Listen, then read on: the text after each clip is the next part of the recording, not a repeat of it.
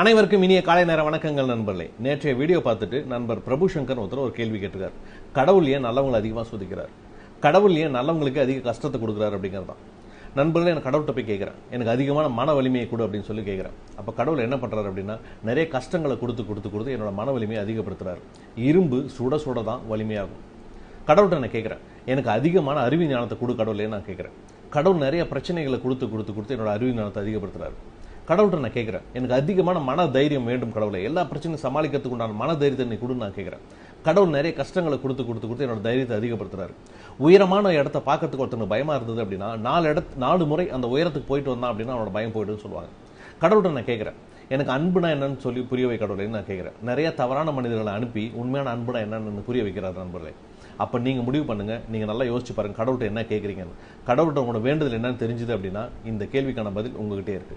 வாழ்த்துக்கள் நண்பர்களே.